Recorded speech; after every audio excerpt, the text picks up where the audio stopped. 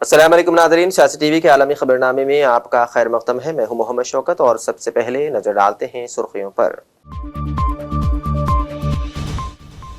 Dollar کے مقابلے ہندوستانی کرنسی کو بڑا جھٹکا، 92 کی سطح پر پہنچا روپیہ۔ امریکہ میں برف باری نے قہر ڈھا دیا، مختلف حادثات میں ہلاکتوں کی تعداد 65 ہو گئی۔ شدید برف باری سے 1 لاکھ سے زائد صارفین بجلی سے محروم۔ ہماری فورسز کی انگلیاں ٹریگر پر ہیں، ایرانی وزیر خارجہ کا ٹرمپ کی دھمکی پر جواب۔ بنگلہ دیش میں جاری سیاسی بحران اور بدامنی کے باعث ٹیکسٹائل انڈسٹری اب بند ہونے کے دہانے پر، ہندوستان منتقل ہو سکتی ہے انڈسٹری۔ اسٹارمر اور شی جن پنگ کی ملاقات، تعلقات بہتر بنانے کی کوشش۔ مغربی ممالک اور امریکہ کے درمیان تعلقات میں بڑھتی کشیدگی کے دوران اہم ملاقات۔ اور کولمبیا میں چھوٹا طیارہ گر کر تباہ، طیارے میں سوار تمام 15 افراد ہلاک۔ ناظرین، یہ تھی سرخیاں، بڑھتے ہیں خبروں کی تفصیل کی جانب۔ امریکی ڈالر کے مقابلے ہندوستانی کرنسی میں آج بڑی گراوٹ درج کی گئی ہے۔ آج ابتدائی کاروبار میں ہندوستانی روپیہ امریکی ڈالر کے مقابلے میں اپنی اب تک کی کم ترین سطح پر پہنچ گیا۔ ڈالر کی مسلسل بڑھتی ہوئی طلب اور عالمی بازاروں میں محتاط ماحول کی وجہ سے روپے پر دباؤ بڑھ گیا ہے، جس کے بعد یہ 92 روپے فی ڈالر کی اب تک کی کم ترین سطح پر پھسل گیا۔ روپیے میں گراوٹ کی بنیادی وجوہات میں امریکی ڈالر کی وسیع مضبوطی اور ایشیائی کرنسیوں میں کمزوری مانی جا رہی ہے۔ عالمی بازاروں میں ڈالر میں تیزی کی وجہ سے ابھرتے ہوئے بازاروں کی کرنسیوں پر دباؤ بڑھ گیا ہے، جس کا اثر ہندوستانی کرنسی پر بھی صاف نظر آ رہا ہے۔ امریکہ میں برف باری نے قہر ڈھا دیا ہے، جہاں مختلف حادثات میں ہلاکتوں کی تعداد 65 ہو گئی ہے۔ مشرقی امریکہ میں درجہ حرارت نقطۂ انجماد سے نیچے گر گیا۔ وقفے سے ہونے والی شدید برف باری سے 1 لاکھ سے زائد صارفین بجلی سے محروم ہیں۔ برفانی طوفان کے بعد فضائی سفر بدستور متاثر ہے۔ امریکن ایئر لائنز کی پروازیں منسوخ، جبکہ 1077 تاخیر کا شکار ہیں۔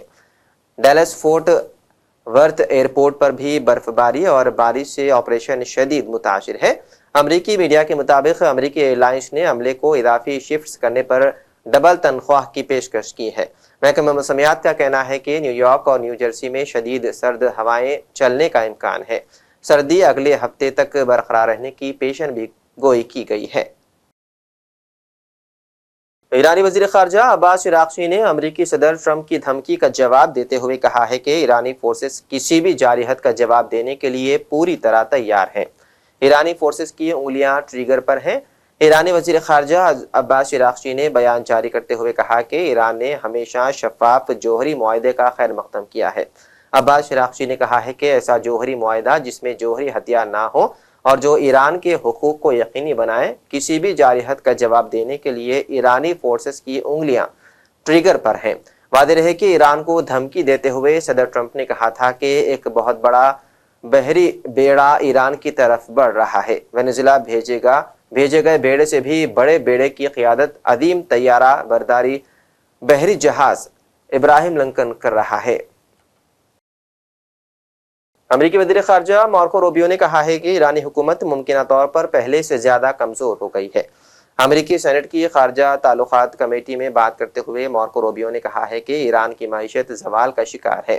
ایرانی حکومت ممکنہ طور پر پہلے سے زیادہ کمزور ہو گئی ہے، اور انہوں نے کہا ہے کہ مستقبل میں ایران میں ایک بار پھر احتجاجی مظاہرے شروع ہوں گے۔ ایران کے حالیہ مظاہروں میں یقینی طور پر ہزاروں افراد ہلاک ہوئے تھے۔ واضح رہے کہ حال ہی میں ایران میں مہنگائی کے خلاف احتجاج ہوا تھا، جس میں کئی افراد ہلاک ہو گئے تھے، جبکہ ملک میں انٹرنیٹ کی بندش کا بھی سامنا رہا۔ And look, I think regimes, including that one in Iran, have learned that when you start shooting people in the head with snipers, it's effective. I mean, it works, and they've done it, and it's horrifying. And that's what we've seen. That regime is probably weaker than it has ever been. And the core problem they face, unlike the protests you saw in the past on some other topics, is that they don't have a way to address the core complaints of the protesters, which is that their economy is in collapse. And the reason why there's economies in collapse is because they spend all their money and all their resources building weapons and sponsoring terrorist groups around the world instead of reinvesting it back into their society. And as a result, have taken on massive global sanctions, which has isolated their economy and their country. And so that's what the Iranian people are demanding, is that they stop doing that and start caring about them and get these sanctions off them. And this regime is unwilling to do it. So the core challenge is the protests may have ebbed, but they will spark up again in the future, because this regime, unless they are willing to change and or leave, have no way of addressing the legitimate and consistent complaints of the people of Iran who deserve better. That's, I think, what you're seeing now. برطانوی وزیراعظم care Starmer اور چینی صدر شی جن پنگ نے دنیا کے لیے چیلنجنگ وقت میں جغرافیائی و سیاسی چیلنجز کا مقابلہ کرنے کے لیے اپنے تعلقات کو مضبوط کرنے پر زور دیا۔ دونوں رہنماؤں نے بیجنگ میں ملاقات کی۔ مغربی ممالک اور ڈونلڈ ٹرمپ انتظامیہ میں امریکہ کے درمیان تعلقات میں بڑھتی کشیدگی کے تناظر میں برطانوی رہنما دونوں ممالک کے درمیان سیاسی اور تجارتی روابط مضبوط بنانے کے خواہاں ہیں۔ حالانکہ گزشتہ دہائی میں باہمی تعلقات کشیدہ رہے ہیں۔ بیجنگ میں کیئر اسٹارمر نے چین کے صدر شی جن پنگ سے ملاقات کے دوران دنیا کے لیے چیلنجنگ وقت میں چین کے ساتھ تعلقات کو مزید مضبوط بنانے پر زور دیا۔ شی جن پنگ نے کہا ہے کہ دونوں ممالک کو جغرافیائی و سیاسی چیلنجز کا مقابلہ کرنے کے لیے اپنے تعلقات کو مضبوط کرنا چاہیے۔ کیئر اسٹارمر کا دورہ 2018 کے بعد کسی برطانوی وزیر اعظم کا چین کا پہلا دورہ ہے۔ وہ حالیہ عرصے میں چین کا دورہ کرنے والے مغربی رہنماؤں کی کڑی میں تازہ اضافہ ہے۔ جرمنی کے چانسلر فریڈریش میرز بھی جلد ہی دورہ کرنے والے ہیں۔ ٹرمپ کے دور میں امریکہ کی غیر متوقع پالیسیوں کے پیش نظر یورپی اور دیگر مغربی ممالک کی چین کے ساتھ سفارتی سرگرمیوں میں تیزی آ گئی ہے۔ کولمبیا میں چھوٹا طیارہ گر کر تباہ ہو گیا ہے، جس کے نتیجے میں طیارے میں سوار تمام 15 افراد ہلاک ہو گئے ہیں۔ 15 افراد کو لے جانے والا طیارہ وینزویلا کے ساتھ مشرقی سرحد کے قریب پہاڑی علاقے میں لاپتہ ہو گیا۔ ایئر ٹریفک کنٹرول نے بتایا ہے کہ پرواز سے لینڈنگ سے کچھ دیر قبل ہی رابطہ منقطع ہوا، تاہم کچھ دیر بعد طیارہ تباہ ہونے کی تصدیق ہوئی۔ طیارے میں کولمبیا کانگریس کے ایک نمائندے سمیت 13 مسافر اور 2 کریو ممبر سوار تھے۔ حکام نے خراب موسمی حالات کو حادثے کی ممکنہ وجہ قرار دیا، تاہم اس حوالے سے مزید تحقیقات جاری ہے۔ پاکستان کی جیل میں بند سابق وزیر اعظم عمران خان کا جیل میں سرکاری ڈاکٹروں کی ایک ٹیم نے معائنہ کیا۔ یہ امتحان اس وقت ہوا جب ان کی پارٹی نے ان کی آنکھوں کی حالت پر تشویش ظاہر کی، تاہم حکومت نے ابھی تک ان کی صحت کے بارے میں کوئی سرکاری بیان جاری نہیں کیا۔ ایک سوشل میڈیا پوسٹ میں ان کی پارٹی پاکستان تحریک انصاف نے دعویٰ کیا تھا کہ عمران خان کی دائیں آنکھ میں CROV کی تشخیص ہوئی ہے۔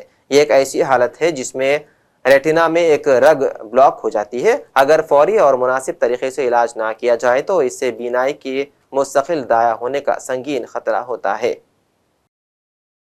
بنگلہ دیش میں جاری سیاسی بحران اور بدامنی کے باعث وہاں کی ٹیکسٹائل انڈسٹری اب بند ہونے کے دہانے پر ہے۔ یہ اطلاع ملنے کے بعد سورت میں ٹیکسٹائل کی صنعتوں اور تاجروں نے بھی ہندوستان کے روشن مستقبل کی طرف دیکھنا شروع کر دیا ہے۔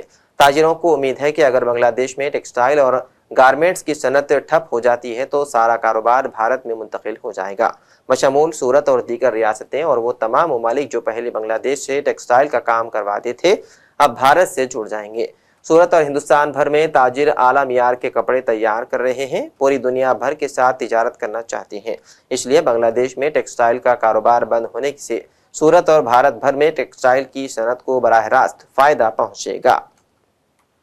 سے ٹھپ پڑی ہے، میں بھارت کے لیے اور خاص کر سورت کے لیے اس کو اپورچونٹی مانتا ہوں۔ بنگلہ دیش میں بالکل بھی 1 میٹر کپڑا پروسیس نہیں ہوتا ہے، ایک انچ یان نہیں بنتا ہے۔ بھارت سے پورا یان جاتا ہے، کپڑا جاتا ہے، فیبرک جاتا ہے، وہاں پہ گارمنٹنگ ہوتا ہے، اور اب راجنیتک استھرتا کے کارن وہاں پہ پوری سبھی انڈسٹری ٹھپ پڑی ہے۔ بھارت کے لوگوں کے لیے خاص کر سورت کا فیوچر میں آپ کو بتاؤں تو بڑا اجول ہے، کیونکہ پوری دنیا بھارت سے ویاپار کرنا چاہتی ہے۔ دنیا چاہتے کہ بھارت جیسا شانتی دیش، بھارت جیسا دیش جس کی نیتی نرمان کی اور کوالٹی کے اندر بھارت کے لوگ ابھی اول درجے کی کوالٹی بنا رہے ہیں۔ آنے والے سمے میں بھارت میں گارمنٹنگ کا فیوچر بہت اچھا ہے۔ بنگلہ دیش جیسے لوگوں سے لوگ ویاپار نہیں کرنا چاہتے ہیں۔ دنیا ہمیشہ پوری دنیا بھی یوروپ اور انیہ جو چھوٹی کنٹریاں ہیں وہ سبھی بھی بھارت سے ویاپار کرنا چاہتی ہے، اس لیے بنگلہ دیش کی یدی انڈسٹری ٹھپ ہوتی ہے، وہاں کے ایک آرگنائزیشن نے بھی یہ کہا ہے کہ پوری انڈسٹری ہماری ٹھپ پڑی ہے، تو میں یہ کہتا ہوں کہ بھارت کے لیے اپورچونٹی बांग्लादेश में जो स्थिति बनी है अभी समाचार माध्यमों और टीवी चैनल्स के द्वारा जानकारी मिल रही है कि वहाँ के कुछ एक प्रतिष्ठित संगठन ने कहा है कि जो यहाँ पे बांग्लादेश में जो स्थिति बन रही है, अगर ये स्थिति लगातार रही तो आने वाले कुछ ही समय में वहाँ की टेक्सटाइल इंडस्ट्री पूरी तरह से ख़त्म होने के कगार पे है। और अगर ऐसा होता है तो किसी भी देश के लिए चिंता का विषय है। एक व्यापारी होने के नाते ये किसी भी देश में ऐसा नहीं होना चाहिए, लेकिन अगर ऐसा होता है तो हिंदुस्तान में आज हमारे पास वर्क फोर्स है, जवान देश सबसे ज़्यादा हिंदुस्तान है, हमारे पास स्किल्ड कारीगर भी हैं। तो आने वाले समय में यहाँ पे बहुत सारी हमने गारमेंटिंग की यूनिट्स सूरत में लगातार बढ़ भी रही है और हम सब भी उसके लिए प्रयासरत है और हमारी नई पीढ़ी भी उसमें जाना चाह रही है और उसके हिसाब से ये अपना बहुत बड़ी अपॉर्चुनिटी अपने को मिल सकती है अगर इस पे थोड़ा सा भी और फोकस करके अपन आगे बढ़े तो। ये जो स्टेटमेंट जो सामने आया है जिस हिसाब से वहाँ पे जो स्थिति है टेक्सटाइल और गारमेंट इंडस्ट्री की, अभी कैसा कारोबार है सूरत का बांग्लादेश के साथ, और आने वाले समय में सूरत अपने आप में डिपेंड हो इसके लिए क्या तैयारी है? बांग्लादेश सूरत से साड़ियाँ, ड्रेस मटेरियल बहुत क्वांटिटी में जाता है क्योंकि बांग्लादेश का खुद का तो इस तरह का कोई प्रोडक्ट है नहीं, वहाँ तो सिर्फ गारमेंटिंग होती है, वहाँ का प्रोडक्ट कुछ भी नहीं है। तो सूरत को लाइकली कुछ ऐसा थोड़ा तकलीफ तो हुआ है कि वहाँ एक्सपोर्ट काफ़ी हद तक बंद हुआ है तो वो दिक्कत कर रही है, लेकिन उसके कोई भी जब समस्या आती है तो कुछ ना कुछ वो नई अपॉर्चुनिटी लेके आती है उसी को। और सूरत हमेशा आपदा में अवसर ढूंढने में हमेशा माहिर रहा है, चाहे वो कोई भी काल पीछे रहा हो। तो अब इस पे भी सूरत के इंडस्ट्रिस्ट हैं, व्यापारी हैं, सब इसमें आपदा में अवसर खोज रहे हैं और गारमेंट की तरफ। बांग्लादेश में आइंदा माह फरवरी में आम इंतखाबात होने वाले हैं। इसी दौरान जेनजी ने अपनी उम्मीदों और मुल्क की तरक्की के बारे में ख्यालात का मीडिया से इजहार किया। जेनजी ने मुलाजिमतों, तालीमी इस्लाहात और बदनवानी से लड़ने से लेकर सनफी तहफ़्फ़ुज़, नौजवानों को बाइख्तियार बनाने, मौसमियाती कार्रवाई और जमहूरी एहतिसाब के मुतालिबात तक इस्लाहात का मुतालबा किया। नौजवान वोटर सबसे बड़े ब्लॉक्स में से एक है। रिवायती पार्टियों, नेशनल सिटीजन पार्टी जैसी नई तहरीकों और 12 फरवरी को होने वाले अहम इंतखाबात से कब्ल उभरते हुए सियासी इतिहादों के बारे में मिले जुले ख्यालात रखते हैं। बांग्लादेश के मुस्तकबिल के सियासी मंजरनामे को तश्कील देने वाली अगली नस्ल की उम्मीदों, मायूसियों और तरजीहात को समझने के लिए हम आहंग रहें।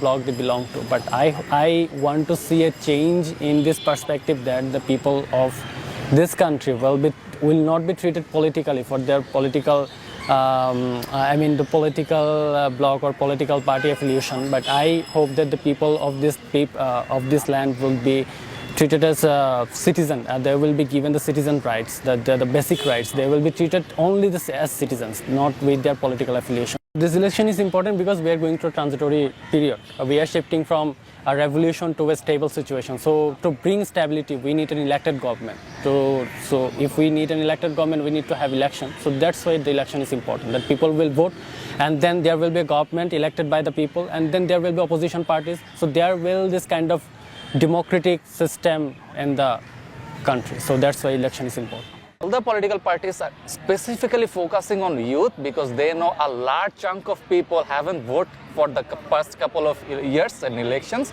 So all are trying to grab this particular vote bank. I personally think they are not concerned about what we think, rather they are concerned about whom we vote for. So that's what they are concerned about. And yes, I do not think the youths are much attracted or fascinated by any of the parties' activities right now, although they have all the political parties have proposed many reforms and many graduate every year, but job creation is not proportional. Job sector is not proportional to number of the graduate. In every sector, in Islamic sector, in outer sector, job field is not proportional to number of graduate.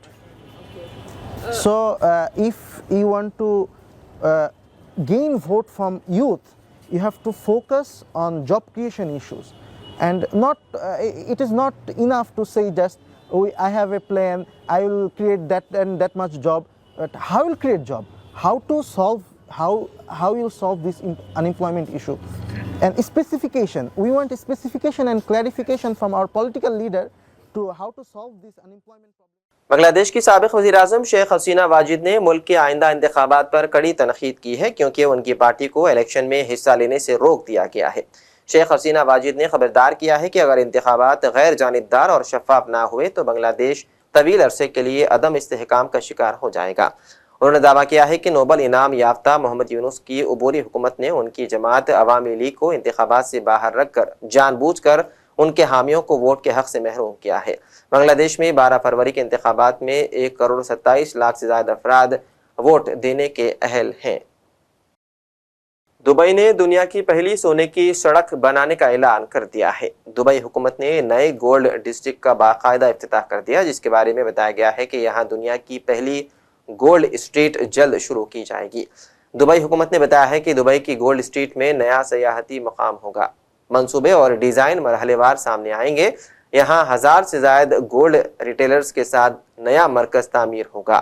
Dubai حکومت کے مطابق retail, whole cell, سرمایہ کاری سب ایک جگہ جمع ہوں گے۔